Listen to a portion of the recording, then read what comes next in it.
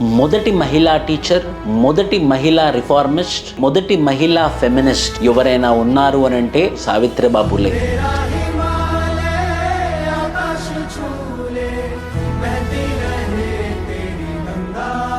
ఈవిడ ఎలానంటే తను పుట్టిన సమయంలో మహారాష్ట్రలో తీవ్రమైనటువంటి social evils, child marriage, child labour, sati, dowry ఇలాంటి మహమ్మారిలు ఉన్నటువంటి సమయంలో పుట్టి తన వయసు 9 సంవత్సరాలు ఉన్నప్పుడు 19 సంవత్సరాలు ఉన్నటువంటి జ్యోతిబాయి ఫులేని పెళ్లి చేసుకొని తను మొదటి టీచర్ లాగై పలు సందర్భాలలో పలు మహిళా గర్ల్స్ స్కూల్స్ ఎస్టాబ్లిష్ చేసి గర్ల్స్ ఎడ్యుకేషన్ కోసం నిరంతరం కృషి చేసినటువంటి మహిళా ఉద్యమురాలు ఎవరైనా ఉన్నారు అని అంటే అది ఖచ్చితంగా మనం చెప్పుకోవచ్చు Savitribai Phule.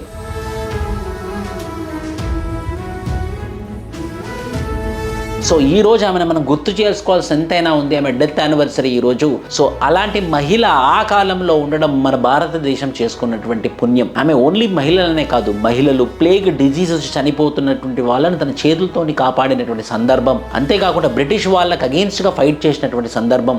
What not in each and every field, ప్రతి ఫీల్డ్లో కూడా తను అంటూ ఒక రోల్ నింపినటువంటి మొదటి మహిళా టీచర్ ఎవరు అని అంటే సావిత్రిబాయి ఫులే. ఇలాంటి ఆవిడని మనం గుర్తు చేసుకోవడమే కాకుండా ప్రతి ఇంట్లో కూడా ఫోటో ఉండడం చాలా important.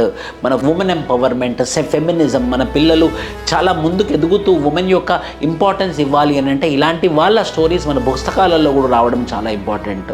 We are very proud of you Savitribai Phule. జై హింద్.